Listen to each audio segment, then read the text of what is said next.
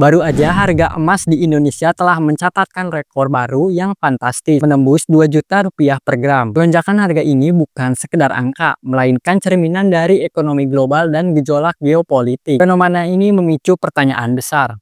Mengapa emas menjadi begitu mahal? Dan apa dampaknya bagi investor serta masyarakat luas? Tanpa lama lagi, kita lanjut ke pembahasannya.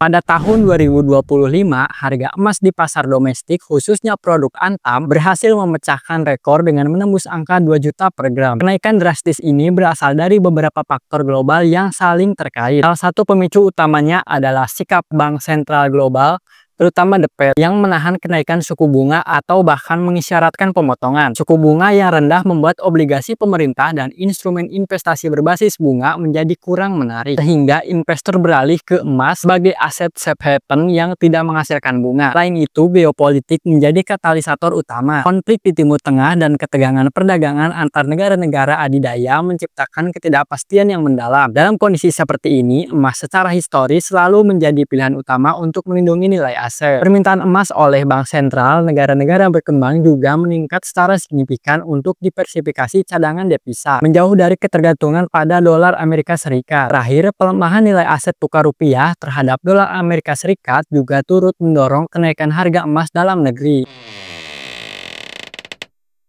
Lonjakan harga emas hingga 2 juta rupiah ini menegaskan kembali peran emas sebagai aset lindung nilai yang andal di tengah krisis. Emas sering disebut sebagai mata uang universal yang nilainya relatif stabil meskipun mata uang kertas mengalami inflasi bahkan krisis. Para investor menganggap emas sebagai penyimpan nilai jangka panjang. Sejarah mencatat emas selalu berhasil mempertahankan daya belinya bahkan di era hiperinflasi. Sifatnya yang langka, tidak dapat dicetak sesuka hati, dan permintaan yang terus ada baik dari industri perhiasan maupun teknologi menjadikannya aset yang berharga.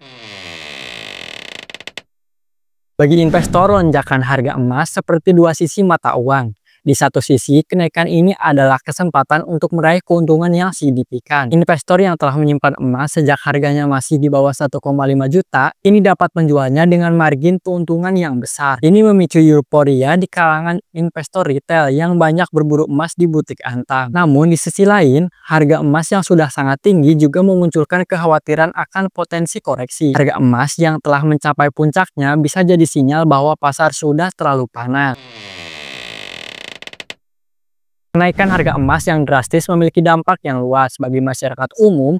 Harga emas yang mahal membuat perhiasan menjadi barang mewah yang sulit dijangkau. Industri perhiasan lokal mungkin mengalami penurunan penjualan karena daya beli masyarakat yang melemah. Namun di sisi lain, para pemilik emas lama justru diuntungkan karena nilai aset mereka yang melonjak. Dari perspektif ekonomi makro, lonjakan harga emas juga menjadi indikator penting. Ini bisa jadi cerminan bahwa investor tidak lagi percaya pada pasar aset konvensional dan lebih memilih keamanan. Hal ini menunjukkan adanya ketidakstabilan sistem keuangan global yang lebih dalam. Kenaikan harga emas juga dapat mempengaruhi neraca perdagangan suatu negara, terutama jika negara tersebut memiliki cadangan emas yang signifikan.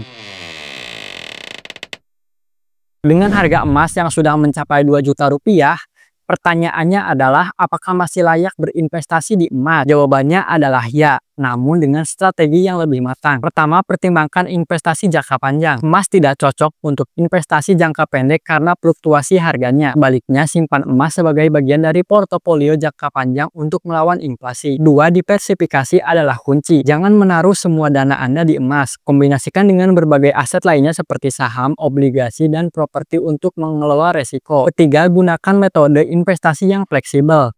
Selain membeli emas fisik, pertimbangkan juga untuk investasi dalam produk derivatif seperti reksadana emas atau ETF emas. Dan yang terakhir, lakukan pembelian secara bertahap. Cara ini memungkinkan Anda untuk membeli di harga rata-rata, mengurangi resiko membeli saat harga sedang di puncak. Nah, dengan demikian, investasi emas di era baru ini tetap menjadi pilihan cerdas, asalkan dilakukan dengan pemahaman dan strategi yang tepat. Nah, gimana guys? Ini menurut kalian yang suka beli emas? Jangan lupa untuk like dan komen ya.